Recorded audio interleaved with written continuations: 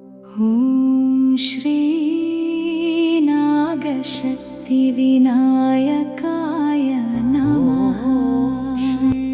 ಪವಿತ್ರ ನಾಗ, ತಮೋಗುಣ, ರಜೋಗುಣ, ಸತ್ವಗುಣ, ಷಟ್ಕೋಣ, ತ್ರಿಕೋಣ. ಶ್ರೀ ನಾಗಶಕ್ತಿ ವಿನಾಯಕ ಮಂಡಲ. ಓಂ ಶ್ರೀ ನ ಗ ಶ ತಿ ವಿ ನ ಯ ಕ ಯ ನ. ಮಹ. ಓಂ ಶ್ರೀ ನಾಗಶಕ್ತಿ ವಿನಾಯಕಾಯ ನಮಃ. ಶ್ರೀ ನಾಗಶಕ್ತಿ ವಿನಾಯಕನ ಚರಣಾರವಿಂದಗಳಿಗೆ ನಮಿಸುತ್ತಾ ಈಗ ಈ ಮಾಸದ ಗ್ರಹಗತಿಗಳನ್ನು ನೋಡೋಣ. ನಮಸ್ತೆ ಮಿತ್ರರೇ, ಪರಾಭವ ಸಂವತ್ಸರದ ಶ್ರಾವಣ ಮಾಸಕ್ಕೆ ತಮಗೆಲ್ಲರಿಗೂ ಕೂಡ ಆತ್ಮೀಯ ಸ್ವಾಗತ. ವಿಶೇಷವಾಗಿ ತಮ್ಮನೇಲಲ್ಲಿ ನಾವೇನು ಹಾಕಿದ್ದೀವಿ ಅಂತಂದರೆ, ಈ ಯೋಗವನ್ನು ಪಡೆಯೋದಕ್ಕೆ ನಿಮಗೆ ಅರ್ಹತೆ ಇದೆಯಾ ಅಂತ. ಯಾಕೆ ಅಂತಂದರೆ, ಅನೇಕರು ಕಮೆಂಟ್ ಮಾಡಿ ಮತ್ತು ಅನೇಕ ಗೊಂದಲಮಯವಾದ ಮನಸ್ಸಿನಿಂದ ಪ್ರಶ್ನಿಸಿದ್ದಾರೆ ಕೂಡ. ಅದು ಸ್ವಾಭಾವಿಕ ಕೂಡ ಹೌದು. ವಿಶೇಷವಾಗಿ ಒಂದೇ ನಕ್ಷತ್ರ, ಉದಾಹರಣೆ ಅಶ್ವಿನಿ ನಕ್ಷತ್ರದವರು ಕೋಟಿ ಕೋಟಿ ಜನರು ಇರ್ತಾರೆ. ಹೀಗೆ ಅನೇಕ ಒಂದೊಂದು ನಕ್ಷತ್ರದವರು ಅನೇಕ ಜನರಿರುವುದರಿಂದ, ಅನೇಕ ವಯಸ್ಸಿನ ಜನರು ಇರುವುದರಿಂದಾಗಿ ಒಂದೇ ರೀತಿಯ ಫಲ ಸಿಗೋದಕ್ಕೆ ಖಂಡಿತವಾಗಿಯೂ ಇಲ್ಲ. ಹಾಗಾಗಿ ಇಲ್ಲಿ ಈ ರೀತಿಯಾಗಿ ಒಂದೇ ರೀತಿಯ ಫಲ ಸಿಗೋದಕ್ಕೆ ಸಾಧ್ಯವೇ ಇಲ್ಲದ ಸಂದರ್ಭದಲ್ಲಿ ನಾವು ನಮ್ಮ ಮೊದಲನೇ ವಿಡಿಯೋದಲ್ಲಿ ಇದನ್ನು ಸ್ಪಷ್ಟಪಡಿಸಿ ಹಾಕಿದ್ವಿ ಕೂಡ. ಈ ಒಂದು ರೀತಿಯ ಫಲಗಳನ್ನು ಹೇಳುವ ಅಗತ್ಯ ಇದೆಯೇ ಅಂತ ಕೇಳಿದ್ರೆ, ಇದರೊಂದು ಸ್ಪಷ್ಟತೆಯನ್ನು ಕೊಟ್ಟು ಮುಂದುವರಿತೇನೆ ಮಿತ್ರರೇ. ಇಲ್ಲಿ ಮುಖ್ಯವಾಗಿ ಈ ಒಂದು ಮೇಷರಾಶಿಯಿಂದ ಮೀನರಾಶಿಯವರೆಗಿನ ಎಲ್ಲ ಗ್ರಹ ಸ್ಥಿತಿಗಳನ್ನು ನಾವು ಸೂಚಿಸ್ತಾ ಇದ್ದೀವಿ. ಅದರಿಂದ ಯಾವ ಯೋಗಗಳು ಸೃಷ್ಟಿಯಾಗಬಲ್ಲವು, ಅದನ್ನು ಪಡೆಯುವ ಯೋಗ್ಯತೆ ಯಾರ್ಯಾರಿಗಿದೆ ಅವರವರು ಅದನ್ನು ಪಡಿತಾರೆ. ಅದರಲ್ಲಿ ಯಾವ ಸಂದೇಹ ಕೂಡ ಇಲ್ಲ. ಅದರಿಂದಾಗಿ ನಿಮ್ಮ ಅರ್ಹತೆ ನಿಮಗೆ ಗೊತ್ತಿರ್ತದೆ, ಬಿಟ್ಟರೆ ನಮಗೆ ಗೊತ್ತಿರೋದಿಲ್ಲ. ದೇವರು ಮತ್ತು ನಿಮ್ಮ ಮಧ್ಯದ ಒಂದು ಕನೆಕ್ಷನ್ ಖಂಡಿತವಾಗಿ ಇನ್ನೊಬ್ಬ ವ್ಯಕ್ತಿಗೆ ಗೊತ್ತಿರೋದೇ ಇಲ್ಲ. ಆದ್ದರಿಂದಾಗಿ ಪೂರ್ವ ಜನ್ಮದ ಪಾಪಾಂಶ ಎಷ್ಟಿದೆ, ಪುಣ್ಯಾಂಶ ಎಷ್ಟಿದೆ ನಿಮಗೆ, ಅದು ಕೂಡ ನಮಗೆ ಗೊತ್ತಿರೋದಿಲ್ಲ. ಅದನ್ನು ನೀವು ಅವಲಂಬಿಸಿ ಈ ಜನ್ಮದಲ್ಲಿ ನಿಮ್ಮ ಕುಟುಂಬದಲ್ಲಿರುವ ದೋಷಾದಿಗಳ ಪ್ರಮಾಣ ಎಷ್ಟಿದೆ, ಪುಣ್ಯಾಂಶದ ಪ್ರಮಾಣ ಎಷ್ಟಿದೆ, ಅದನ್ನು ನಿಮಗೆ ಬಿಟ್ಟಿರುವಂಥದ್ದಾಗಿರುತ್ತೆ. ಮುಖ್ಯವಾಗಿ ಈ ಒಂದು ರಾಶಿಯ ಭವಿಷ್ಯವನ್ನು ಹೇಳುವಾಗ ಒಂದೇ ರೀತಿಯಾಗಿ ಫಲ ಯಾಕೆ ಸಿಗುವುದಿಲ್ಲ ಅಂತಂದರೆ, ಇದು ಅನೇಕ ಕಾರಣಗಳು. ಯಾವ ರೀತಿಯಾದ ಪ್ರತಿ ವ್ಯಕ್ತಿಯ ಕಾಲ, ಅವರ ಸಮಯ, ಅವರ ಸಂಸ್ಕಾರ, ಅವರ ಪ್ರಾದೇಶಿಕತೆ ಮತ್ತು ಅವರ ಅರ್ಹತೆಗಳು ಅಂದರೆ ಅವರ ವ್ಯಕ್ತಿತ್ವ. ಹಾಗಾಗಿ ಈ ವ್ಯಕ್ತಿತ್ವದಲ್ಲೇ ಬಿಂಬಿಸ್ತಕ್ಕಂಥದ್ದು ಪಾಪ ಫಲ ಪುಣ್ಯ ಫಲಗಳಾಗಿದ್ದರಿಂದ ಅದನ್ನು ಗ್ರಹಸ್ಥಿತಿಯಿಂದ ಸೂಚಿತವಾಗುವಂಥದ್ದು. ಅವರವರ ಜಾತಕದ ಮೇಲೆ ಅವಲಂಬಿತವಾಗಿ ಅವರ ಗುಣಾದಿಗಳು ವ್ಯತ್ಯಾಸ ಇರುವುದನ್ನು ನಾವು ಗಮನಿಸ್ತೇವೆ. ಕೋಟಿ ಜನರಿದ್ದರೆ ಕೋಟಿ ರೀತಿಯ ವ್ಯಕ್ತಿತ್ವವನ್ನು ನಾವು ಗಮನಿಸ್ತೇವೆ. ಹಾಗೆಯೇ ಫಲವೂ ಕೂಡ. ಅರ್ಥಾತ್ ಭೌಗೋಳಿಕವಾಗಿರ್ತಕ್ಕಂತಹ ಈ ಒಂದು ಗ್ರಹಸ್ಥಿತಿಗಳು ಎಷ್ಟೊಂದು ಯೋಗವನ್ನು ಸೂಚಿಸ್ತಾ ಇದೆ, ಭೌಗೋಳಿಕವಾದಂತಹ ವ್ಯವಸ್ಥೆಯನ್ನು ಸೂಚಿಸ್ತಾ ಇದೆ. ಹಾಗೆಯೇ ದೇಹದ ಆರೋಗ್ಯದ ಜೊತೆಗೆ ನಿಮ್ಮ ದೇಹದ ಆ ಒಂದು ಪ್ರಕೃತಿಯನ್ನು ಅನುಸರಿಸಿ ರೋಗಗಳು ಹೇಗೆ ಬರ್ತವೆಯೋ ಅದೇ ರೀತಿಯಾಗಿ ದೋಷಗಳನ್ನು ಅನುಸರಿಸಿ ಕೆಟ್ಟ ಸಮಯ ಬರ್ತದೆ. ನಿಮ್ಮ ದೇಹದ ಆರೋಗ್ಯ, ಆಹಾರ ಪದ್ಧತಿಯ ಮೇಲೆ ಅತ್ಯುತ್ತಮವಾದ ಆರೋಗ್ಯ ಮತ್ತು ಸಂತೋಷ ಹೇಗೆ ಲಭ್ಯವೋ ಅದೇ ರೀತಿಯಾಗಿ ನಿಮ್ಮ ವ್ಯಕ್ತಿತ್ವ, ಉತ್ತಮ ವ್ಯಕ್ತಿತ್ವ, ಗುರುತತ್ವಾದಿಗಳ ಜಾಗೃತಿಯಿಂದ, ಆ ಬುಧ ತತ್ವಾದಿಗಳ ಜಾಗೃತಿಯಿಂದ ನಿಮ್ಮ ಉತ್ತಮ ಯೋಗ ಭಾಗ್ಯಗಳು ತೆರೆದುಕೊಳ್ತವೆ. ಅದಕ್ಕೆ ಛಾಯೆಯ ರೂಪದಲ್ಲಿರುವುದೇ ರಾಹುಕೇತು ದೋಷ ಎಂಬುದಾಗಿ ಅತ್ಯಂತ ಸ್ಪಷ್ಟವಾದ ಉಲ್ಲೇಖವನ್ನು ನಾವು ಮಾಡಿದ್ದೇವೆ. ಆದ್ದರಿಂದಾಗಿ ಈ ರಾಹುಕೇತುವಿನ ದೋಷವನ್ನು ನಿವಾರಣೆ ಮಾಡಿಕೊಳ್ಳಿಕ್ಕೆ ಏನು ಮಾಡಬೇಕು ಅನ್ನೋದನ್ನು ನಾವು ಪ್ರತಿ ವಿಡಿಯೋದಲ್ಲಿ ಹೇಳ್ತಾ ಬಂದಿದ್ದೇವೆ, ಇನ್ನು ಮುಂದೂ ಕೂಡ ಹೇಳ್ತೇವೆ. ದಯವಿಟ್ಟು ಅದನ್ನು ಗಮನಿಸಿ. ಪ್ರತಿಯೊಬ್ಬರು ಕೂಡ ಉತ್ತಮ ಫಲವನ್ನು ಪಡೆಯಲಿಕ್ಕೆ ಇಷ್ಟೊಂದು ಯೋಗ ಇದ್ದರೂ ಯಾಕೆ ನಿಮಗೆ ಆ ಫಲ ಸಿಗ್ತಾ ಇಲ್ಲ ಅಂತ ನೀವು ವೈಯಕ್ತಿಕ ಚಿಂತನೆಯನ್ನು ಮಾಡಿಕೊಳ್ಬೇಕು. ಅನೇಕರು ಹೇಳ್ತಾರೆ, ಎಷ್ಟು ವರ್ಷ ಆದರೂ ನಮಗೆ ಒಳ್ಳೆಯ ಫಲ ಬಂದೇ ಇಲ್ಲ. ಖಂಡಿತವಾಗಿ ಬರದೇ ಇರಬಹುದು. ಅನೇಕರು ಹೇಳ್ತಾರೆ, ನಮಗೆ ಯಾವತ್ತೂ ಕೆಟ್ಟದ್ದೇ ಆಗಿಲ್ಲ. ಇನ್ನೊಬ್ರು ಹೇಳ್ತಾರೆ, ಎಲ್ಲ ಮಿಶ್ರಣವಾದ ಜೀವನ. ಖಂಡಿತವಾಗಿಯೂ ಇದೇ ರೀತಿ ಇರುತ್ತೆ ಜೀವನ. ಅದಕ್ಕೋಸ್ಕರವಾಗಿ ಯೋಗ ಬಂದಿದ್ದನ್ನು ಬಳಸ್ಕೊಳ್ಳಿ ಅಂತ ಮಾತ್ರ ನಾವು ಹೇಳ್ತಾ ಇದ್ದೇವೆ.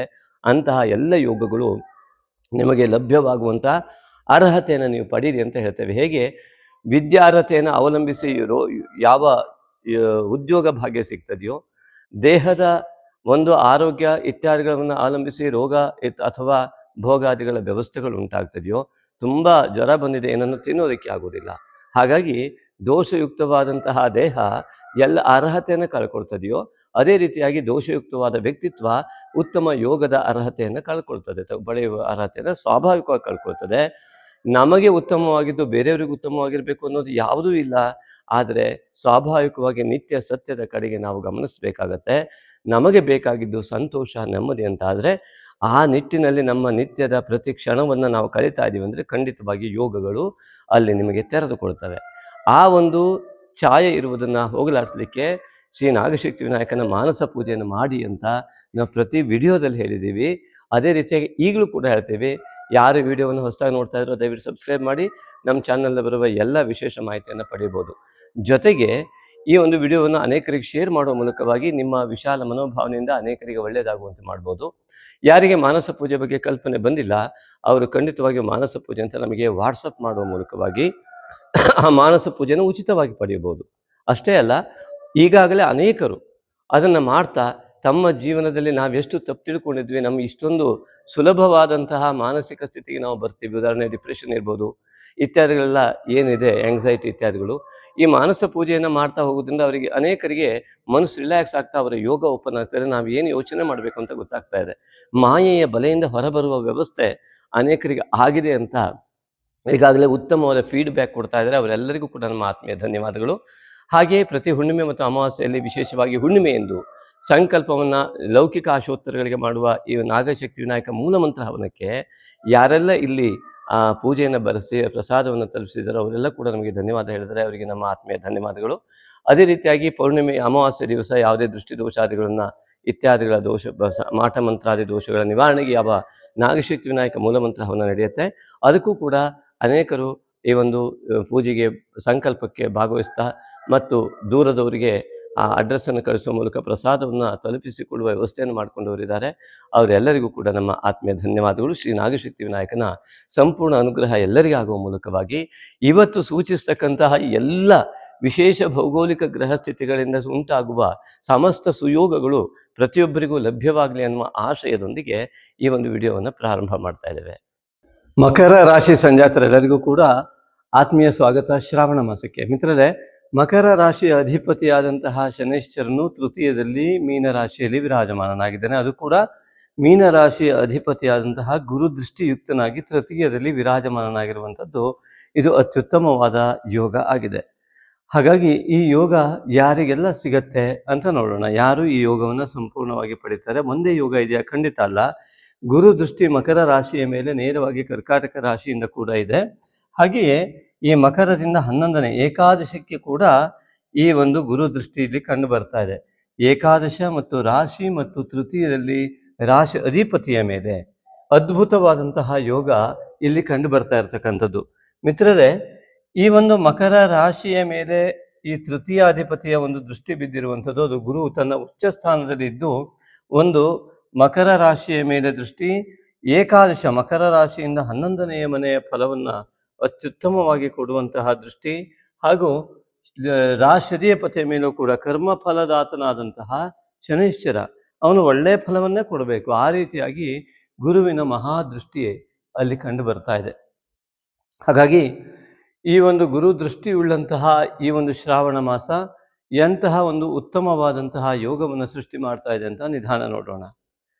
ಮಿತ್ರರೇ, ಈ ರಾಶಿಯ ಅಧಿಪತಿಯ ಮೇಲೆ ಶನೈಶ್ವರನ ಮೇಲೆ ಅವನು ದ್ವಿತೀಯಾಧಿಪತಿಯಾಗಿ ಶನೈಶ್ವರನು ತೃತೀಯದಲ್ಲಿದ್ದು ಮಾತುಕತೆಗಳು, ಹಣಕಾಸು, ಕೌಟುಂಬ, ಮಿತ್ರವರ್ಗದ ಸಹಕಾರ, ಸಹೋದರರ ಸಹಕಾರ ಇವೆಲ್ಲವೂ ಕೂಡ ಸಿಗುವ ಮೂಲಕವಾಗಿ ಅನೇಕ ವಿಧ ಉದ್ಯೋಗದಲ್ಲಿರಬಹುದು ಅಥವಾ ಯಾವುದೇ ರೀತಿಯಾದ ಆಳವಾದ ಚಿಂತನೆಗಳಲ್ಲಿ ತೆಗೆದುಕೊಂಡಂತಹ ನಿರ್ಧಾರಗಳಲ್ಲಿರ್ಬೋದು, ದೀರ್ಘಕಾಲಿಕವಾದ ವ್ಯವಹಾರಗಳಿರ್ಬೋದು, ಅವೆಲ್ಲವೂ ಕೂಡ ಈ ಒಂದು ಶನೈಶ್ವರನಿಂದ ಉತ್ತಮವಾಗಿ ಪರಿಣಮಿಸುತ್ತೆ.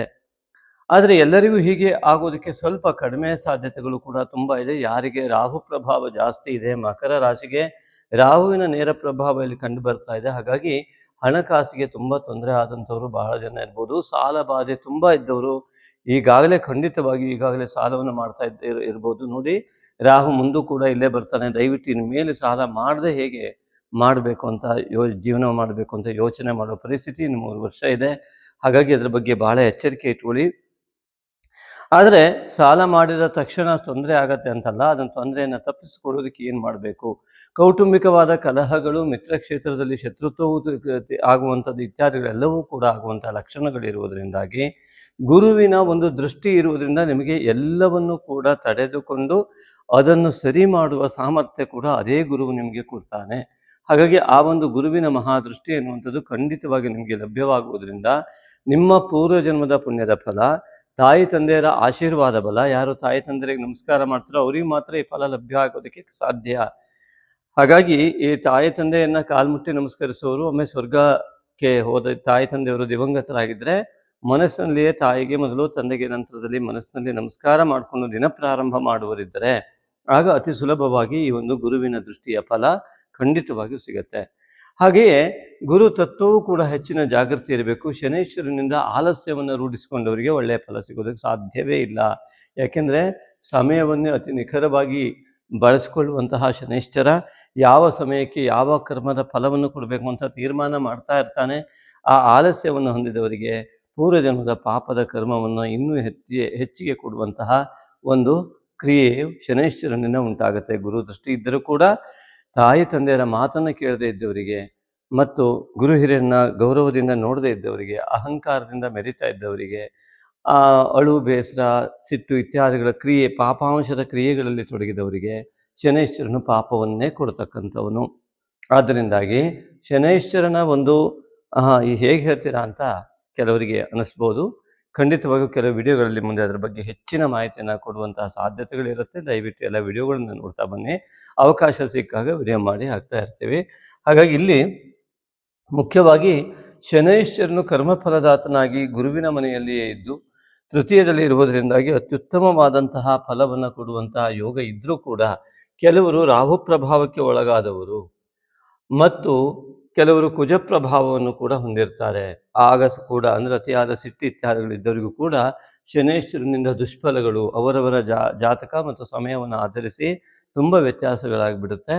ಆದರೆ ಭೌಗೋಳಿಕವಾದ ಒಂದು ಸತ್ಯ, ಶ್ರಾವಣ ಮಾಸದಲ್ಲಿ ಗ್ರಹ ಸ್ಥಿತಿಗಳು ಹೇಗೆ ಭೌಗೋಳಿಕವಾಗಿರುವಂತಹ ಸ್ಥಿತಿಗಳು ಮನುಷ್ಯನ ಯೋಗದಲ್ಲಿ ಇಂತಹ ಒಳ್ಳೆಯ ಯೋಗ ಸೃಷ್ಟಿಯಾಗಿದೆ ಅನ್ನೋದನ್ನು ಖಂಡಿತವಾಗಿಯೂ ಸೂಚಿಸ್ತಾ ಇವೆ.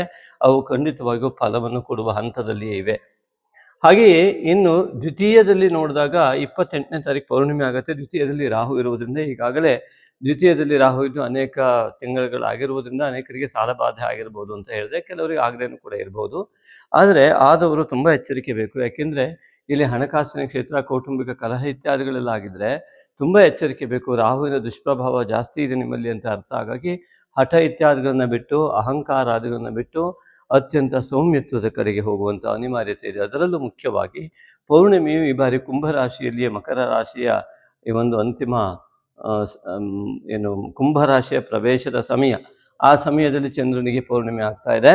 ಹಾಗಾಗಿ ಇವನು ಸಪ್ತಮಾಧಿಪತಿ ಆದಂತಹ ಚಂದ್ರನಾಗಿ ಇಲ್ಲಿ ಪೌರ್ಣಿಮೆಗೆ ಕಾರಣ ಆಗ್ತಾ ಇದ್ದಾನೆ. ಈಗಾಗಲೇ ನಾವು ಅನೇಕ ವಿಡಿಯೋದಲ್ಲಿ ಕೂಡ ಹೇಳಿದ್ವಿ, ಅನೇಕ ರಾಶಿಗೂ ಕೂಡ ಹೇಳ್ಕೊಂಡು ಬಂದಿದ್ದೀವಿ. ಈ ನಾಗಶಕ್ತಿ ವಿನಾಯಕನ ಮಾನಸ ಪೂಜೆಯನ್ನು ಯಾರ್ಯಾರಿಗೆ ಲಭ್ಯ ಆಗಿಲ್ಲ ದಯವಿಟ್ಟು ವಾಟ್ಸಪ್ಪಲ್ಲಿ ಮಾನಸ ಪೂಜಾರಾಧನೆ ಅಂತ ಮಾಡಿ ಈ ಒಂದು ವಿಡಿಯೋದ ನಂತರದ ಕ್ಲಿಪ್ಗಳನ್ನ ದಯವಿಟ್ಟು ನೋಡಿ. ಇದರ ನಂತರವೇ ರಾಶಿ ಭವಿಷ್ಯದ ನಂತರವೇ ಅದನ್ನು ಜೋಡಿಸಿದ್ದೇವೆ. ಆ ಕ್ಲಿಪ್ಪನ್ನು ಹೇಗೆ ಮಾಡಬೇಕು ಅನ್ನುವಂಥ ವಿಧಾನ ಕೂಡ ಹಾಕಿದ್ದೇವೆ. ಅದೇ ರೀತಿಯಾಗಿ ಮಾನಸ ಪೂಜೆ PDF ಮತ್ತು ಫೋಟೋ ಇತ್ಯಾದಿಗಳು ಮತ್ತು ಪೂಜಾ ವಿಧಾನ ಇವೆಲ್ಲವೂ ಬೇಕು ಅಂದರೆ ದಯವಿಟ್ಟು ವಾಟ್ಸಪ್ ಮಾಡಿ. ಮಾನಸ ಪೂಜೆ ಅಂತ ಉಚಿತವಾಗಿ ನಿಮಗೆ ಲಭ್ಯ ಆಗುತ್ತೆ. ನಿಮ್ಮ ಜೀವನ ಪಾವನವಾಗಲಿ. ಸಮಸ್ತ ವಿಧ ರಾಹು ದೋಷದಿಂದ ನಿಮಗಾದ ಹಣಕಾಸಿನ ತೊಂದರೆ, ಆ ಕೌಟುಂಬಿಕ ಕಲಹ ಇತ್ಯಾದಿಗಳಿಂದ ಹೊರಬರೋದಕ್ಕೆ ಆ ಗಣಪತಿ ಖಂಡಿತವಾಗಿ ನಾಗಶಕ್ತಿ ವಿನಾಯಕನಲ್ಲಿ ನೀವು ಭಕ್ತಿಪೂರ್ವಕವಾಗಿ, ಶ್ರದ್ಧಾಪೂರ್ವಕವಾಗಿ ಅದನ್ನು ಮಾಡ್ತಾ ಬಂದರೆ ಖಂಡಿತವಾಗಿ ನಿಮಗೆ ಅದರ ನಿವಾರಣೆ, ಆ ದೋಷಗಳ ನಿವಾರಣೆ ಆಗೋದಕ್ಕೆ ಸಂಪೂರ್ಣ ಸಾಧ್ಯ ಇದೆ. ಈಗಾಗಲೇ ಅನೇಕರು ಅದನ್ನು ಅನುಸರಿಸುತ್ತಾ ಇದ್ದು ತಮಗೆ ನೋಡಿ ಒಳ್ಳೆಯದಾಗಿದ್ದನ್ನು ಹೇಳುವುದ್ರ ಸಂಖ್ಯೆ ಕಡಿಮೆ ಇರುತ್ತೆ. ಆದರೂ ಕೂಡ ಹೇಳಿದ್ದಾರೆ ನಮಗೆ ಒಳ್ಳೆಯದಾಗ್ತಾ ಇದೆ ಅಂತೇಳಿ. ಅವರಿಗೆಲ್ಲ ಕೂಡ ಆತ್ಮೀಯ ಧನ್ಯವಾದಗಳನ್ನು ಹೇಳ್ತೇನೆ. ಅದೇ ರೀತಿಯಲ್ಲಿ ಇಲ್ಲಿ ನಡೆಸುವ ಶ್ರೀ ನಾಗಶಕ್ತಿ ವಿನಾಯಕನ ಮೂಲ ಮಂತ್ರ ಪ್ರತಿ ಹುಣ್ಣಿಮೆ ಮತ್ತು ಅಮಾವಾಸ್ಯೆಗೆ ನಡೆಸುವಂತಹ ಆ ಮೂಲ ಮಂತ್ರದ ಹವನಕ್ಕೂ ಕೂಡ ಆ ಸಂಕಲ್ಪಕ್ಕೆ ಅನೇಕರು ಹೆಸರನ್ನು ಬರೆಸಿ ಆ ನಂತರದಲ್ಲಿ ಪ್ರಸಾದ ಅವ್ರ ಮನೆಗೆ ತಲುಪಿದೆ. ಆ ಪ್ರಸಾದವನ್ನು ಕೂಡ ನೀವೇನು ಮಾಡಬೇಕು ಅಂತ ಹೇಳ್ತಾ ಇದ್ದೇನೆ. ದಯವಿಟ್ಟು ಕೇಳ್ಕೊಳ್ಳಿ. ಅವರಿಗೆಲ್ಲ ಕೂಡ ಆತ್ಮೀಯ ಧನ್ಯವಾದಗಳು. ಈ ಒಂದು ಹುಣ್ಣಿಮೆ ಮತ್ತು ಈ ಅಮಾವಾಸ್ಯೆಯ ದಿವಸ ಪ್ರತಿದಿನವೂ ಕೂಡ ನಾಗಶಕ್ತಿ ವಿನಾಯಕನ ಮೂಲ ಮಂತ್ರದ ಒಂದು ಮೂಲ ಮಂತ್ರದ್ದಲ್ಲ, ಪ್ರತಿದಿನವೂ ಕೂಡ ಮಾನಸ ಪೂಜೆಯನ್ನು ನೀವು ನಾಗಶಕ್ತಿ ವಿನಾಯಕನ ಮಾಡ್ತಾ ಬಂದರೆ ಆಗೇನಾಗತ್ತೆ ಅಂತ ಕೇಳಿದ್ರೆ, ಆ ಮಾನಸ ಪೂಜೆಯನ್ನು ನಿರಂತರ ಮಾಡಿದವರಿಗೆ ಹುಣ್ಣಿಮೆ ದಿನದ ಅನುಷ್ಠಾನ, ಅಮಾವಾಸ್ಯೆ ದಿನದ ಅನುಷ್ಠಾನ ತುಂಬ ಶೀಘ್ರ ಫಲಕಾರಿ ಆಗುತ್ತೆ. ಅದಕ್ಕೆ ಆ ದಿವಸ, ಅಮಾವಾಸ್ಯೆ ದಿವಸ ಮತ್ತು ಹುಣ್ಣಿಮೆಯ ದಿವಸ ಮುಖ್ಯವಾಗಿ ಇಲ್ಲಿ ಆರ್ಥಿಕ ಸ್ಥಿತಿಗತಿಗಳಿಗೆ, ಕೌಟುಂಬಿಕ ಕಲಹಗಳಿಗೆ, ಮಿತ್ರ ಕ್ಷೇತ್ರದ ಶತ್ರುತ್ವಗಳಿಗೆ, ಮೋಸ ಮಾಡಿದಂಥವರಿದ್ದಾಗ ಅಂತಹ ಸಂದರ್ಭದಲ್ಲಿ ನಿತ್ಯವೂ ನಾಗಶಕ್ತಿ ವಿನಾಯಕನ ಮಾನಸ ಪೂಜಾರಾಧನೆಯನ್ನು ನೀವೇ ಮಾಡಬೇಕು. ನೀವೇ ಮಾಡಿಕೊಂಡು ಈಗಾಗಲೇ ಯಾರೆಲ್ಲ ಮಾಡ್ತಾ ಇದ್ದಾರೆ ಅವರು ಕೂಡ ಅವರಿಗೆ ಹೆಚ್ಚಿನ ಬಲ ಬರ್ತಾ ಹೋಗುತ್ತೆ. ಮಾನಸ ಪೂಜೆ ರೂಢಿ ಆಗ್ತಾ ಬಂದಾಗೆ. ಹಾಗೆ ಅತ್ಯಂತ ಮಾಡ್ತಾ ಮಾಡ್ತಾ ಬಂದ ಹಾಗೆ ಅದರ ಒಂದು ಫಲಿತಾಂಶ ಕೂಡ ಖಂಡಿತ ಲಭ್ಯ ಆಗೋದಕ್ಕೆ ಶುರುವಾಗುತ್ತೆ. ಜೀವಮಾನ ಪರ್ಯಂತ ಅದು ನಿಮ್ಮ ರಕ್ಷಣೆಯನ್ನು ಮಾಡ್ತಾ ಬರುತ್ತೆ. ಹಾಗಾಗಿ ಅದನ್ನು ಮಾಡ್ತಾ ಹುಣ್ಣಿಮೆಯ ಮತ್ತು ಅಮಾವಾಸ್ಯೆಯ ದಿನ ಸಂಜೆ, ಅದರಲ್ಲೂ ಹುಣ್ಣಿಮೆಯ ದಿವಸ ನಿಮ್ಮ ಆರ್ಥಿಕ ಸಂಕಷ್ಟಕ್ಕೆ, ಕೌಟುಂಬಿಕ ಕಲಹ ಇತ್ಯಾದಿಗಳ ದೋಷಗಳಿಗೆ ಆ ನಿವಾರಣೆ ಆಗೋದಕ್ಕೆ ಸಂಕಲ್ಪ ಮಾಡಿ ಮಾನಸ ಪೂಜೆಯನ್ನು, ತಾಯಿ ತಂದೆ ನಮಸ್ಕಾರ ಮಾಡಿ, ಗುರು ಪ್ರಾರ್ಥನೆ ಮಾಡಿ, ಅನಂತರದಲ್ಲಿ ಗಣಪತಿಯ ಮಾನಸ ಪೂಜೆಯನ್ನು ಮಾಡಿ, ಓಂ ಶ್ರೀ ನಾಗಶಕ್ತಿ ವಿನಾಯಕಾಯ ನಮಃ ಎನ್ನುವ ಮಂತ್ರವನ್ನು 1000 ಬಾರಿ ಜಪಿಸಿದರೆ 100 ಬಾರಿ ನೀರಿಗೆ ಆ ಒಂದು ಪಾತ್ರೆಯಲ್ಲಿ ನೀರಿಟ್ಟು ಕೈಯನ್ನು ಮುಚ್ಚಿಟ್ಟು ಓಂ ಶ್ರೀ ನಾಗಶಕ್ತಿ ವಿನಾಯಕ ಎನ್ನುವಂಥ 100 ಬಾರಿ ಹೇಳಿ ಆ ನೀರನ್ನು ಕುಡಿತಾ ಬರುವುದರಿಂದ ದೈಹಿಕ ಆರೋಗ್ಯ ಮತ್ತು ಯೋಗ ಎರಡರ ಮೇಲೂ ಕೂಡ ಅತ್ಯುತ್ತಮವಾದ ಪರಿಣಾಮ ಬೀರುವ ಮೂಲಕ ರಾಹುವಿನ ದುಷ್ಫಲಗಳು ನಿವಾರಣೆಯಾಗಿ ಶನೈಶ್ವರನಿಂದ ಪೂರ್ವಜನ್ಮದ ಉತ್ತಮ ಆ ಒಂದು ಪುಣ್ಯಕರ್ಮದ ಫಲ ಸಿಗುವಂತಾಗತ್ತೆ. ಆದ್ದರಿಂದಾಗಿ ಆ ರಾಹು ಬಾಧಿತವಾದಂತಹ ಮಾಯೆ ನಿವಾರಣೆಯಾಗಿ ನಿಮ್ಮ ಮನಸ್ಸು ಉತ್ತಮತೆಯ ಕಡೆ ಹೋಗುತ್ತಾ ನಿಮ್ಮ ಚಿಂತನೆ ಎಲ್ಲ ರೀತಿಯಾದ ಸರಿಯಾದ ಮಾರ್ಗದಲ್ಲಿ ಚಿಂತನೆ ಉಂಟಾಗಿ ನಿರ್ಧಾರಗಳು ಸರಿಯಾಗಿ ಆರ್ಥಿಕ ಸ್ಥಿತಿಗತಿಗಳಲ್ಲಿ ಅತ್ಯುನ್ನತವಾದಂತಹ ಲಾಭವನ್ನು ಪಡೆಯೋದ್ರ ಜೊತೆಗೆ ಎಲ್ಲೆಲ್ಲ ಮೋಸ ಆಗಿದೆ ಎಲ್ಲವನ್ನು ಕೂಡ ದೇವರು ಇನ್ನೊಂದು ಕಡೆಯಿಂದನಾದರೂ ಅದಕ್ಕೆ ವ್ಯವಸ್ಥೆ ಮಾಡುವಂಥದ್ದು ಮಾಡೇ ಮಾಡ್ತಾನೆ. ಆ ಶ್ರದ್ಧೆ, ಭಕ್ತಿ, ನಂಬಿಕೆಯ ಮೇಲೆ ನೀವು ಅದನ್ನು ಮಾಡಬೇಕಾಗತ್ತೆ. ನಿಮಗೆ ಮತ್ತು ಭಗವಂತನ ಮಧ್ಯದಲ್ಲಿರುವ ನಂಬಿಕೆಯೇ ಅದಕ್ಕೆ ಮುಖ್ಯ ಕಾರಣ ಆಗಿರುತ್ತೆ. ಹಾಗೆಯೇ ಈ ಒಂದು ತೃತೀಯದಲ್ಲಿ ಶನೇಶ್ವರನು ತೃತೀಯಾಧಿಪತಿ ಸಪ್ತಮದಲ್ಲಿ ಇರುವುದರಿಂದಾಗಿ ವಾಕಾರಕನಾಗಿ, ಸಂಸ್ಕಾರಕಾರಕನಾಗಿ, ಜ್ಞಾನಕಾರಕನಾಗಿರುವುದರಿಂದಾಗಿ ಅನೇಕ ಮಾತುಕತೆಗಳು ಸಂಪೂರ್ಣ ಯಶಸ್ವಿಯಾಗುವ ಮಹಾಯೋಗ ಖಂಡಿತವಾಗಿಯೂ ಇಲ್ಲಿದೆ. ಗುರು ತತ್ವವನ್ನು ಜಾಗೃತ ಮಾಡಿಕೊಂಡವರಿಗೆ ಅತಿ ಸುಲಭವಾಗಿ ಫಲಲಭ್ಯ ಆಗೇ ಆಗತ್ತೆ. ಹಾಗಾಗಿ ಗುರುತತ್ವ ಅಂದರೆ ಒಳ್ಳೆಯ ಪದಗಳ ಬಳಕೆ, ವ್ಯಂಗ್ಯ ಕುಹಕ ಇಲ್ಲದ ಅತ್ಯುತ್ತಮವಾದಂತಹ ಸಂಸ್ಕಾರಯುಕ್ತವಾದ ಪದ ಬಳಕೆ, ಹಾಗೆಯೇ ಎಲ್ಲರನ್ನು ಗೌರವಿಸುವ ಅತ್ಯಂತ ಸ್ವಾಭಾವಿಕ ವಿನಯವುಳ್ಳ, ಅತಿ ವಿನಯ ಧೂರ್ತ ಲಕ್ಷಣ ಅದಲ್ಲ, ಸ್ವಾಭಾವಿಕ ವಿನಯತೆ ಉಳ್ಳಂತಹ ಸ್ವಭಾವದಿಂದ ನೀವು ವಿದ್ಯೆ ಮತ್ತು ಜ್ಞಾನವನ್ನು ಗೌರವಿಸ್ತಾ ಇದ್ದು, ನನಗೆ ಬಹಳ ವಿದ್ಯೆ ಇದೆ ಎನ್ನುವ ಅಹಂಕಾರ ಪಡೆದೇ ಇರುವ ನಿಸ್ವಾರ್ಥ ನಿರಾಡಂಬರವಿರುವ ಮನಸ್ಥಿತಿ, ಆ ಪ್ರಫುಲ್ಲವಾಗಿ ಸದಾ ನಗುನಗುತ್ತಾ ಸಂತೋಷಯುಕ್ತವಾದ ಮನಸ್ಸನ್ನು ಇಟ್ಟುಕೊಳ್ಳುವಲ್ಲಿ, ಅಂದರೆ ಆ ದುಃಖ ಬೇಸರಾದಿಗಳ ಪಾಪಾಂಶದಿಂದ ದೂರ ಇರುವ ಮನಸ್ಥಿತಿ ಅತಿ ಸುಲಭವಾಗಿ ಈ ಗುರುವಿನ ಅತಿ ಮಹಾಪುಣ್ಯಾಂಶವನ್ನು ಅತಿ ಸುಲಭವಾಗಿ ಸ್ವೀಕರಿಸುತ್ತೆ. ಆದ್ದರಿಂದಾಗಿ ಇಲ್ಲಿ ಅನೇಕ ಮಾತುಕತೆಗಳು ಪತ್ನಿಯರಲ್ಲಿ ಅಥವಾ ಸಂಗಾತಿಗಳಲ್ಲಿ, ಪ್ರೇಮಿಗಳಲ್ಲಿ ಅತ್ಯುತ್ತಮವಾದಂತಹ ಯೋಗಗಳು, ಅತಿ ದೈವ ಬಲಗಳು, ಅತಿ ಗುರು ಹಿರಿಯರ ಆಶೀರ್ವಾದ ಬಲ, ಕುಲದೇವತಾ ಆರಾಧನಾ ಫಲ ಇವೆಲ್ಲವೂ ಕೂಡ ಸಿಗುವಂಥ ಮಹಾಯೋಗ ಆಗಿದೆ. ಅದಕ್ಕೆ ಪ್ರಥಮ ಪ್ರತಿಬಂಧಕವೇ ರಾಹು ಆಗಿದೆ ನೆನಪಿಡಿ. ಹಾಗಾಗಿ ಆ ರಾಹುವಿನ ವಿಮುಖವಾದಂತಹ ನಡೆ ಎನ್ನುವಂಥದ್ದು ಇಲ್ಲಿ ಪ್ರಧಾನವಾದಂತಹ ತೊಂದರೆಯನ್ನು ಕೊಡುವಂತಹ ಸಾಧ್ಯತೆಗಳೇ ಇರುವುದರಿಂದಾಗಿ ನಿಮ್ಮ ಸಮಯ ದಾಶಿ ಇತ್ಯಾದಿಗಳ ದಶಾಭುಕ್ತಿ ಇತ್ಯಾದಿಗಳ ಮೇಲೆ ವ್ಯತ್ಯಾಸಗಳಾಗ್ಬೋದು.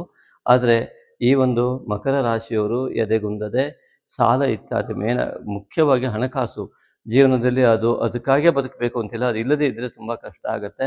ಹಾಗಾಗಿ ಆ ಒಂದು ಬಾಧೆಗಳಿಗೆ ಸಿಲುಕಿ ಕಾಗದ ಪತ್ರ ಇತ್ಯಾದಿಗಳಲ್ಲಿ ಸಿಲುಕೊಂಡು, ಕೋರ್ಟ್ ವ್ಯಾಜ್ಯ ಇತ್ಯಾದಿಗಳಲ್ಲಿ ಸಿಲುಕೊಂಡು, ತುಂಬ ಒತ್ತಡದಿಂದ ಭೂಮಿ ಇತ್ಯಾದಿಗಳು, 6ನೇ ಮನೆಯಲ್ಲಿ ಕುಜ ಇದ್ದಾನೆ, ಭೂ ವ್ಯವಹಾರ ಇತ್ಯಾದಿಗಳಲ್ಲಿ ತೊಂದರೆಯನ್ನು ಮಾಡಿಕೊಂಡಿರುವಂಥದ್ದು, ಕಾಗದ ಪತ್ರ ಸರಿ ಇಲ್ಲದೆ ಇರುವಂಥದ್ದು, ಇದೆಲ್ಲ ಸಮಸ್ಯೆಯನ್ನು ಉಂಟು ಮಾಡುವ ಲಕ್ಷಣಗಳು ಕೆಲವರಿಗೆ ಇರುವುದರಿಂದ ಬಹಳ ಎಚ್ಚರಿಕೆಯಿಂದ ಆ ನಿಟ್ಟಿನಲ್ಲಿ ಹೆಜ್ಜೆ ಇಡಬೇಕಾಗತ್ತೆ. ನಂಬಿಕೆಯ ಮೇಲೆ ಯಾವ ವ್ಯವಹಾರ ನಡೆಯೋದೇ ಇಲ್ಲ. ಅದನ್ನು ಖಂಡಿತವಾಗಿಯೂ ನಂಬಿಕೆ ಇದ್ದರೂ ಕೂಡ ನಂಬಿಕೆ ಆಗಿರಲಿ, ಸಂಬಂಧವಾಗಿರಲಿ, ಆದರೆ ವ್ಯವಹಾರವಾಗಿರಲಿ.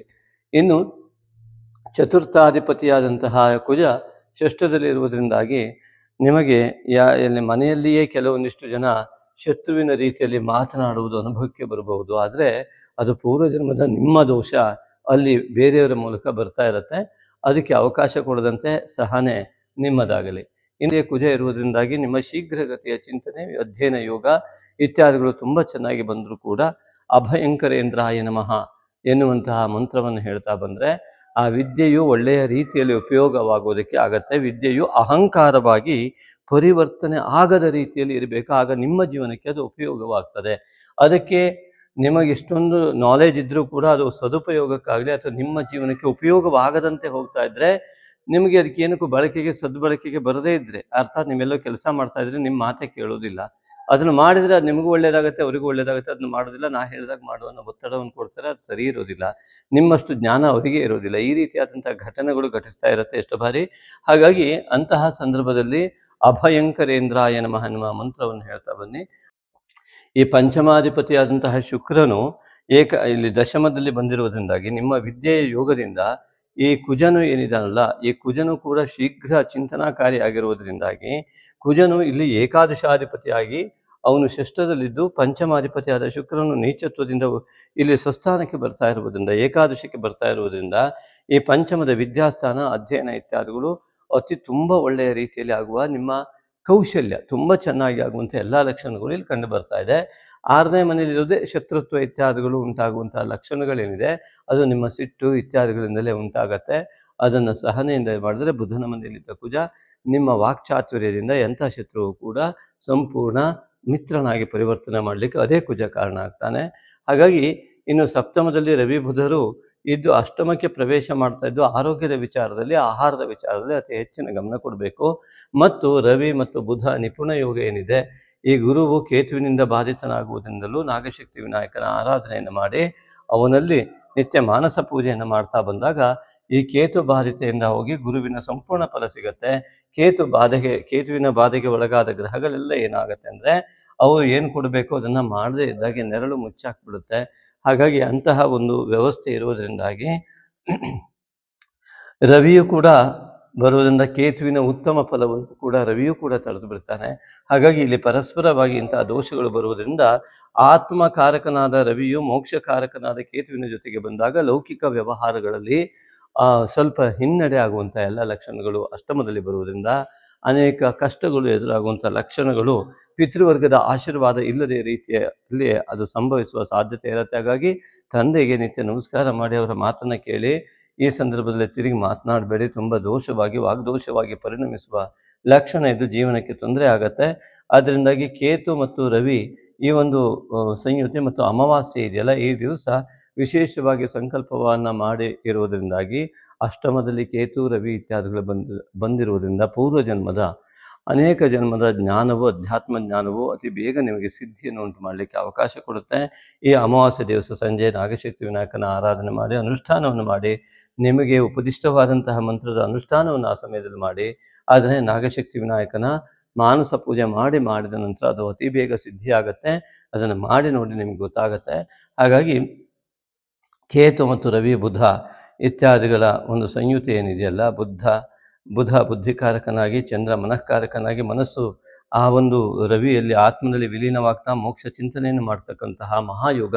ಈ ಮಹಾಯುಗ ನಿಮ್ಮ ಜೀವನವನ್ನು ಸಾಫಲ್ಯತೆಯ ದಾರಿಯತ್ತ ತೆಗೆದುಕೊಂಡು ಹೋಗಲಿ ಅಂತ ನಾನು ನಾಗಶಕ್ತಿ ವಿನಾಯಕನಲ್ಲಿ ಪ್ರಾರ್ಥಿಸ್ತೇನೆ. ಇನ್ನು ಭಾಗ್ಯದಲ್ಲಿ ಭಾಗ್ಯಾಧಿಪತಿ ಅಂತ ಬುಧನು ಭಾಗ್ಯಕ್ಕೆ ಪ್ರವೇಶ ಮಾಡ್ತಾ ಇರುವುದು ಕುಲದೇವತಾ ಆರಾಧನೆಯನ್ನು ಸುಲಭವಾಗಿ ಪಡೆಯುವ ಯೋಗ ಇತ್ಯಾದಿಗಳು ಇಲ್ಲಿ ಕಂಡು ಬರುತ್ತೆ. ಹಾಗಾಗಿ ಅನೇಕ ವ್ಯವಹಾರಗಳು, ಮಾತಿನ ಕೌಶಲ್ಯ ಇತ್ಯಾದಿಗಳು ಅತಿ ಉತ್ತಮವಾದ ರೀತಿಯಲ್ಲಿ 7ನೇ ತಾರೀಕಿನ ನಂತರ ನಿಮಗೆ ಲಾಭ ಕೊಡಬಹುದು, ಸೆಪ್ಟೆಂಬರ್ 7 ನಂತರದಲ್ಲಿ. ಹಾಗಾಗಿ ಶುಕ್ರನು ನೀಚತ್ವದಿಂದ ಸೆಪ್ಟೆಂಬರ್ 2ಕ್ಕೆ ಈ ಒಂದು ದಶಮಕ್ಕೆ ಬರುವುದರಿಂದ ಉದ್ಯೋಗದಲ್ಲಿ ಬಡ್ತಿ ಇತ್ಯಾದಿಗಳು, ಅತ್ಯುತ್ತಮವಾದ ಉದ್ಯೋಗ ಯೋಗ ಇತ್ಯಾದಿಗಳು ಕೂಡ ನಿಮ್ಮ ಕುಲದೇವತಾ ಆರಾಧನೆಯಿಂದ, ದೇವಿಯ ಆರಾಧನೆಯಿಂದ ಕಂಡುಬರುವಂಥ ಯೋಗ ತುಂಬ ಕಂಡುಬರುತ್ತೆ.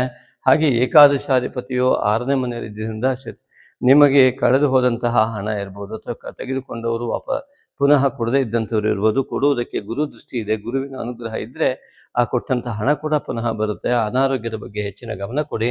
ಅದೇ ರೀತಿಯಾಗಿ ದ್ವಾದಶಾಧಿಪತಿ ಅಂತ ಗುರುವು ನೇರವಾಗಿ ಇದ್ದು ಉಚ್ಚ ಸ್ಥಾನದಲ್ಲಿ ಇರುವುದರಿಂದಾಗಿ ಇಲ್ಲಿ ಯಾವುದೆಲ್ಲ ಕಳೆದು ಹೋಗಿದೆಯೋ ಅದನ್ನು ಪುನಃ ಕೊಡುವ ಶಕ್ತಿ, ಪುನಃ ಸಂಪಾದಿಸುವ ಶಕ್ತಿಯನ್ನು ಎಲ್ಲ ರೀತಿಯಲ್ಲಿ, ಯಾವುದೇ ರೀತಿಯಾದ ಭಾವನೆಗಳು, ಸಂಬಂಧಗಳು, ಹಣ, ಎಲ್ಲ ರೀತಿಯಾದಂತಹ ಒಂದು ಲಕ್ಷ್ಮಿ ಅಂತ ಹೇಳ್ತೀವಿ. ವಿದ್ಯಾಲಕ್ಷ್ಮಿ, ಧೈರ್ಯಲಕ್ಷ್ಮಿ, ಎಲ್ಲ ಲಕ್ಷ್ಮಿ. ಹಾಗಾಗಿ ಈ ಒಂದು ರವಿ ಕೇತು ಬುಧನ ಯುತಿ ಇರುವುದರಿಂದಾಗಿ, ರಾಹು ದೃಷ್ಟಿಯುತವಾದ ಬುಧ ಇರುವುದರಿಂದಾಗಿ ಅಮಾವಾಸ್ಯೆ ಮತ್ತು ಹುಣ್ಣಿಮೆಯಿಂದ ನೀವು ಮಾಡುವ ನಾಗಶಕ್ತಿ ವಿನಾಯಕನ ಮಾನಸ ಪೂಜಾರಾಧನೆ ಎಂಗ್ಸೈಟಿ ಇತ್ಯಾದಿಗಳನ್ನು ಕೂಡ ಸಂಪೂರ್ಣವಾಗಿ ನಿವಾರಣೆ ಮಾಡಬಲ್ಲದು.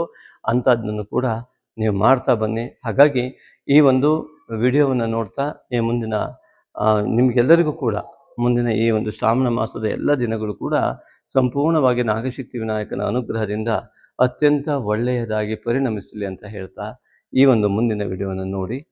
ಹಾಗೆ ಶೇರ್ ಆ್ಯಂಡ್ ಸಬ್ಸ್ಕ್ರೈಬ್ ಮಾಡೋದನ್ನು ಕೂಡ ಯಾವ ಕಾರಣಕ್ಕೂ ಮರಿಬೇಡಿ. ಓಂ ಶ್ರೀ ನಾಗಶಕ್ತಿ ವಿನಾಯಕಾಯ ನಮಃ. ಶ್ರೀ ನಾಗಶಕ್ತಿ ವಿನಾಯಕನ ಈ ಒಂದು ವಿಗ್ರಹವನ್ನು ನೋಡಿದಾಗ ಅಲ್ಲಿ ಪವಿತ್ರದ ಆಕಾರದಲ್ಲಿ ಯಜ್ಞೋಪವೀತವು ಬಂಧಿಸಲ್ಪಟ್ಟಿದ್ದು, ಯಜ್ಞೋಪವೀತ ಒಂದು ದೀರ್ಘವೃತ್ತ ಆಕಾರದಲ್ಲಿ ಗಣಪತಿಯ ಹೊಟ್ಟೆಯನ್ನು ಸುತ್ತಿರುವಂಥದ್ದು. ಕೈಯಲ್ಲಿ ಭಿಕ್ಷಾಪಾತ್ರೆ ಅಂತಂದರೆ ಉಪನಯನದ ಸಮಯದಲ್ಲಿ ಉಪನಯನದ ಒಟುವಾಗಿರುವ ಆ ಭಿಕ್ಷೆಯನ್ನು ಹಿಡಿದುಕೊಂಡಿರುವಂತಹ, ಒಂದು ಕೈಯಲ್ಲಿ ಮಕ್ಕಳಿಗಾಗಿ ಲಡ್ಡುವನ್ನು ಹಿಡ್ಕೊಂಡಿರುವಂತಹ ಆ ಒಂದು ಅದ್ಭುತವಾದಂತಹ ಆ ಒಂದು ಗಣಪತಿಯ ವಿಗ್ರಹ. ಹಾಗೆಯೇ ಇಲ್ಲಿ ಗಣಪತಿಯ ಮಂಡಲವನ್ನು ನಾವು ನೋಡ್ತಾ ಹೋದರೆ, ನಾಗಶಕ್ತಿ ವಿನಾಯಕನ ವಿಶಿಷ್ಟವಾದ ಗಣಪತಿ ಮಂಡಲ. ಸಾಮಾನ್ಯವಾಗಿ ಗಣಪತಿ ಪೂಜೆಗೆ ಗಣಪತಿ ಮಂಡಲ ಇರುತ್ತೆ. ಒಂದು ಗಣಪತಿಯ ಮೂರ್ತಿ ಅಂತಂದರೆ ಗಣಪತಿಯ ಜೊತೆ ನಾಗ ಕೂಡ ಇರುವಂಥದ್ದು ಪ್ರತಿಯೊಂದು ಗಣಪತಿಯಲ್ಲಿ ಕಂಡುಬರುವ ಸತ್ಯ. ಅದರಲ್ಲೂ ಓಂ ನಾಗ ಯಜ್ಞೋಪವೀತಿನೇ ನಮಃ ಎನ್ನುವ ಅಷ್ಟೋತ್ತರದಲ್ಲಿ ಬರುವಂತಹ ಈ ನಾಗಶಕ್ತಿ ವಿನಾಯಕನ ಒಂದು ವೈಶಿಷ್ಟ್ಯತೆ, ಅದಕ್ಕೆ ತಕ್ಕಂತಹ ಮಂಡಲ, ಅದರ ಮೂಲ ಮಂತ್ರಕ್ಕೆ ತಕ್ಕಂತಹ ಮಂಡಲ ಏನಿದೆ, ಇದು ಅದ್ಭುತವಾದಂಥದ್ದು. ಈಗಾಗಲೇ ಹೇಳಿದಂತೆ ಸತ್ವ ರಜತಮೋ ಗುಣಯುಕ್ತವಾಗಿ ತ್ರಿಕೋಣ ಮತ್ತು ಷಟ್ಕೋಣಗಳಿಂದ ಕೂಡಿದಂತಹ ಗಣಪತಿಯ ಮಂಡಲ, ಜೊತೆಗೆ ಒಂದು ನಾಗ. ಆ ನಾಗ ಆ ತಲೆಯ ಭಾಗದಲ್ಲಿದ್ದು ಓಂಕಾರವನ್ನು ಚಿತ್ರಿಸಿದಂತೆ ಕಾಣುವಂಥ ಅದರ ಬಾಲದ ರೂಪವು ಗಣಪತಿ ಕುಳಿತಂತೆ ಕಾಣುವಂಥ ಮಂಡಲ. ಅದೇ ರೀತಿಯಾಗಿ ಆ ನಾಗನ ಪವಿತ್ರ ಎನ್ನುವಂಥದ್ದು ಪದ್ಮಾಸನದಂತೆ ಗೋಚರವಾಗ್ತಾ ಧ್ಯಾನಕ್ಕೆ ಕುಳಿತಂಥ ಗಣಪತಿಯಂತೆ ಗೋಚರವಾಗುವಂಥ ಮಂಡಲ ಆಗಿದೆ. ಇಲ್ಲಿ ಆ ವಿನಾಯಕ ಮತ್ತು ನಾಗನ ಎರಡರ ಒಂದು ಸಮ್ಮಿಲನ ಏನಿದೆ, ಧ್ಯಾನಾವಸ್ಥೆಯಲ್ಲಿ ಕುಳಿತಾಗ ಇದು ಮಾನಸ ಪೂಜೆ. ಆ ಪವಿತ್ರವು ಒಂದು ಪದ್ಮಾಸನದಂತೆ ಕಾಣ್ತಾ ಇದೆ. ಧ್ಯಾನಾವಸ್ಥೆಯಲ್ಲಿ ಕುಳಿತಾಗ, ಧ್ಯಾನಾವಸ್ಥೆಯಲ್ಲಿ ಕುಳಿತಂತಹ ಸಂದರ್ಭದಲ್ಲಿ ಚಕ್ರ ಧ್ಯಾನವನ್ನು ಸೂಚಿಸುವಂತಹ ಒಂದು ವಿಶಿಷ್ಟವಾದ ಮಂಡಲ. ತಲೆಯ ಭಾಗದಲ್ಲಿ ಸಹಸ್ರ ಫಣಿಯಾದಂತಹ ನಾಗ ಏನಿದ್ದಾನೆ, ಅವನು ಸಹಸ್ರಾರು ಚಕ್ರವನ್ನು ಬಿಂಬಿಸ್ತಾ ಇದ್ದಾನೆ. ಅದೇ ರೀತಿಯಾಗಿ ಮೂಲಾಧಾರ ಚಕ್ರದ ಅಧಿಪತಿಯಾದಂತಹ ಮಹಾಗಣಪತಿಯ ಮಂಡಲವೇ ಚಕ್ರದ ಒಂದು ಸ್ಥಿತಿಯಲ್ಲಿ ಕಂಡು ಬರ್ತಕ್ಕಂಥದ್ದು. ಆದ್ದರಿಂದಾಗಿ ಮೂಲಾಧಾರ ಚಕ್ರಾದಿಗಳಿಂದ ಸಮಸ್ತ ವಿಧ ಚಕ್ರಧ್ಯಾನಗಳನ್ನು ಕೂಡ ಈ ಒಂದು ನಾಗಶಕ್ತಿ ವಿನಾಯಕನ ಮಾನಸ ಪೂಜೆಯನ್ನು ಮಾಡ್ತಾ ಬಂದಾಗಲೇ ಸಮಸ್ತ ಚಕ್ರಗಳು ಕೂಡ ಸಂಪೂರ್ಣ ಕ್ರಿಯಾಶೀಲವಾಗುವುದಕ್ಕೆ ಸಹಕಾರವಾಗುವಂಥದ್ದು. ಹಾಗಾಗಿ ಯೋಗ, ಧ್ಯಾನ ಇತ್ಯಾದಿಗಳಲ್ಲೂ ಆತ್ಮ ಸಾಕ್ಷಾತ್ಕಾರಕ್ಕೂ ಯಾವ ವಿಘ್ನಗಳಿದೆ, ನಮ್ಮ ಪೂರ್ವಜನ್ಮದ ಎಲ್ಲ ಪುಣ್ಯಾವಶ್ಯಕಕ್ಕೆ ಪ್ರತಿಬಂಧಕಗಳಾಗಿರುವಂತಹ ಯಾವ ಮಾಯೆ ಇದೆ, ಅವೆಲ್ಲವನ್ನು ಕೂಡ ಸಂಪೂರ್ಣ ನಿವೃತ್ತಿ ಮಾಡಲಿಕ್ಕೋಸ್ಕರವಾಗಿ ಈ ಒಂದು ಚಕ್ರ ಧ್ಯಾನವನ್ನು ಗಮನಿಸ್ತಾ ನಾವು ಮಾಡಬೇಕಾಗುವಂಥದ್ದು. ಅಂದರೆ ಮಾನಸ ಪೂಜೆಯನ್ನು ಮಾಡುವಾಗ ಈ ನಾಗಶಕ್ತಿ ವಿನಾಯಕನ ವಿಗ್ರಹವನ್ನು ಮನಸ್ಸಿನಲ್ಲಿ ಧ್ಯಾನಿಸಿಕೊಂಡು ಆ ಮಂಡಲವನ್ನು ನಮ್ಮ ಮೈ ಮೇಲೆ ಆರೋಪಿಸಿಕೊಳ್ಳಬೇಕು. ಇಲ್ಲಿ ಅರ್ಥವನ್ನು ಮಾಡಿಕೊಳ್ಬೇಕು.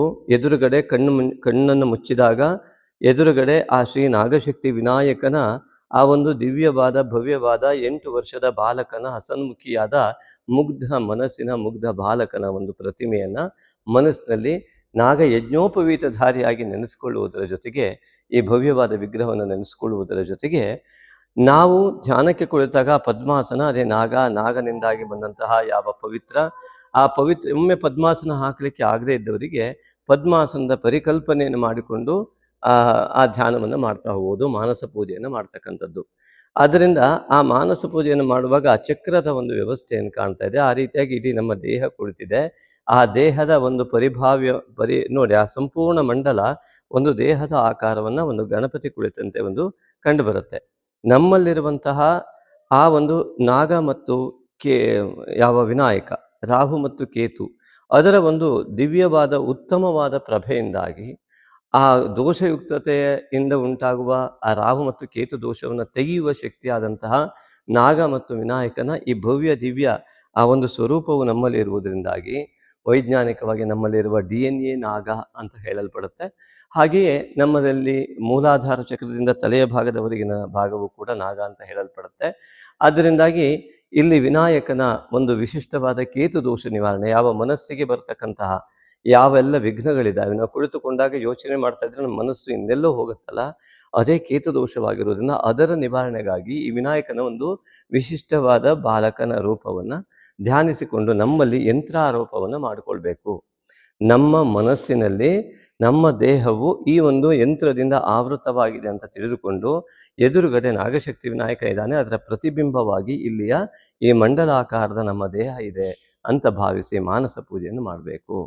ಹಾಗೆ ಈ ಮಾನಸ ಪೂಜೆ ಹೇಗೆ ಮಾಡಬೇಕು, ಅದರ ಮಾನಸ ಪೂಜಾ ವಿಧಾನಗಳೇನು ಇತ್ಯಾದಿಗಳನ್ನೆಲ್ಲ ಅದರ ಶ್ಲೋಕಗಳ ಮೂಲಕವಾಗಿ ಅದನ್ನು ತಿಳಿದುಕೊಳ್ಳುವಂಥ ವಿಚಾರ ಹೇಗಿದೆ, ಯಾರ್ಯಾರಿಗೆ ಇನ್ನೂ ಕೂಡ ತಲುಪಿಲ್ಲ ಅವರು ದಯವಿಟ್ಟು ಯೂಟ್ಯೂಬ್ನಲ್ಲಿ ಕಾಮೆಂಟ್ ಮಾಡೋ ಮೂಲಕ ನೀವು ಪಡೆಯೋದಕ್ಕೆ ಸಾಧ್ಯವೇ ಇಲ್ಲ.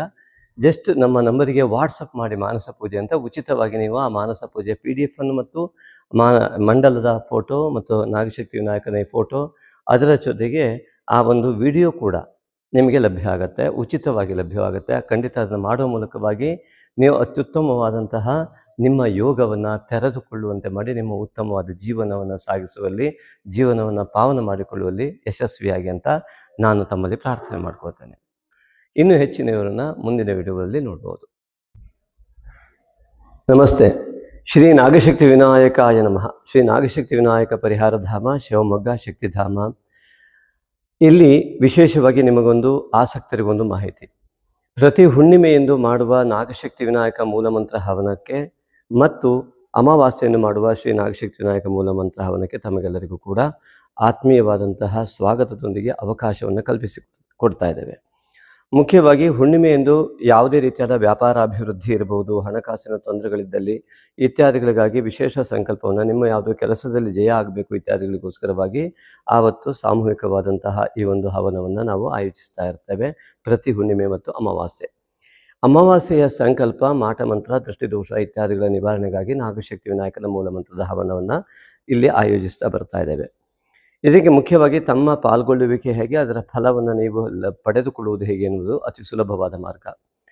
ನೀವು ನಿಮಗೆ ಇಷ್ಟವಾದ ಕಾಣಿಕೆಯನ್ನು ಹುಣ್ಣಿಮೆಗೋ ಅಥವಾ ಅಮಾವಾಸ್ಯೆಗೋ ಅಂತ ಮೆನ್ಷನ್ ಮಾಡಿ ಅದನ್ನು ವಾಟ್ಸಪ್ ಮಾಡುವ ಮೂಲಕವಾಗಿ ಫೋನ್ಪೇ ಅಥವಾ ಗೂಗಲ್ ಪೇಯನ್ನು ಮಾಡಿ ಅದರ ರಿಸಿಪ್ಟನ್ನು ಹಾಕಿ ನಿಮ್ಮ ಮೂಲ ಅಮಾವಾಸ್ಯೆ ಮತ್ತು ಹುಣ್ಣಿಮೆ ಈಗಾಗಲೇ ಹೇಳಿದ ಉದ್ದೇಶದಂತೆ ಆ ಉದ್ದೇಶವನ್ನು ನಮೂದಿಸಿ, ನಿಮ್ಮ ರಾಶಿ, ನಕ್ಷತ್ರ ಮತ್ತು ಉದ್ದೇಶ ಇಷ್ಟನ್ನು ನೀವು ನಮೂದಿಸಿ ನಮಗೆ ವಾಟ್ಸಪ್ ಮಾಡುವ ಮೂಲಕವಾಗಿ ನೀವು ಖಂಡಿತವಾಗಿ ಇದರಲ್ಲಿ ನಿಮಗೆ ಆ ಒಂದು ಫಲ ಸಿಗುವಂಥದ್ದಕ್ಕೆ ಭಾಗವಹಿಸಲಿಕ್ಕೆ ನಿಮಗೆ ಅವಕಾಶ. ಅದೇ ರೀತಿಯಾಗಿ ಅದರ ಪ್ರಸಾದವನ್ನು ಕೂಡ ತಲುಪಿಸುವಂತಹ ವ್ಯವಸ್ಥೆಯನ್ನು ಕೂಡ ನಾವು ಆದಷ್ಟು ಪ್ರಯತ್ನಪಟ್ಟು ಮಾಡ್ತಾ ಇದ್ದೇವೆ. ಹಾಗಾಗಿ ಅನೇಕರಿಗೆ ಈಗಾಗಲೇ ಆ ಒಂದು ವ್ಯವಸ್ಥೆಯಿಂದ ಅನುಕೂಲ ಆಗಿದೆ. ನಮ್ಮನ್ನು ಸೃಷ್ಟಿಸಿದ ದೇವರಿಗೆ ಋಣಿಯಾಗಿ ದಾನದಲ್ಲೇ ಶ್ರೇಷ್ಠವಾದ ದಾನವಾದ ಸಾತ್ವಿಕ ದಾನವನ್ನು ಮಾಡಲು ಸಹೃದಯ ಆಸಕ್ತ ದಾನಿಗಳಿಗಿದು ಪುಣ್ಯಕಾಲ. ಶ್ರೀ ನಾಗಶಕ್ತಿ ವಿನಾಯಕನ ದೇವಾಲಯ ನಿರ್ಮಾಣಕ್ಕಾಗಿ ಭಕ್ತಿ ಭಾವದಿಂದ ನೀವು ನೀಡುವ ಒಂದೊಂದು ರೂಪಾಯಿಯೂ ನಿಮ್ಮ ಅನೇಕ ತಲೆಮಾರುಗಳವರೆಗೆ ಪುಣ್ಯವನ್ನು ಪ್ರವಹಿಸುವ ದೇಣಿಗೆಯಾಗಿರುವುದು. ಈಗಾಗಲೇ ಶಿವಮೊಗ್ಗದ ಶಕ್ತಿಧಾಮ ಟೌನ್ಶಿಪ್ನಲ್ಲಿ ನಿರ್ಮಾಣ ಹಂತದಲ್ಲಿರುವ ಶ್ರೀ ನಾಗಶಕ್ತಿ ವಿನಾಯಕನ ದೇವಾಲಯಕ್ಕೆ ಸುಮಾರು 1.5 ಕೋಟಿಯಷ್ಟು ನಿರ್ಮಾಣ ವೆಚ್ಚ ತಲುಪಬಹುದೆಂದು ಅಂದಾಜಿಸಿದ್ದು, ದೈವೇಚ್ಛೆಯಂತೆ ಭಕ್ತಿಯುಕ್ತ ಮುಕ್ತ ಮನಸ್ಸಿನಿಂದ 9448507161 ಈ ನಂಬರಿಗೆ ನಿಮಗೆ ದೇವಪ್ರೇರಣೆಯಾದಷ್ಟು ದೇಣಿಗೆಯನ್ನು ಫೋನ್ಪೇ ಅಥವಾ ಗೂಗಲ್ ಪೇ ಮಾಡಿ ರಿಸಿಪ್ಟನ್ನು ವಾಟ್ಸಪ್ ಮಾಡಿ ಟೆಂಪಲ್ ಅಥವಾ ದೇವಾಲಯವೆಂದು ನಮೂದಿಸಿದಲ್ಲಿ ಸೂಕ್ತ ದೇಣಿಗೆಗೆ ವಾಟ್ಸಪ್ನಲ್ಲಿ ರಶೀದಿ ಕಳುಹಿಸಲಾಗುವುದು. ಹೆಚ್ಚಿನ ಮಾಹಿತಿಗಾಗಿ ವಾಟ್ಸಪ್ ಮೂಲಕ ಸಂಪರ್ಕಿಸಬಹುದು. ಸರ್ವೇ ಜನಾಃ ಸುಖಿನೋ ಭವಂತು.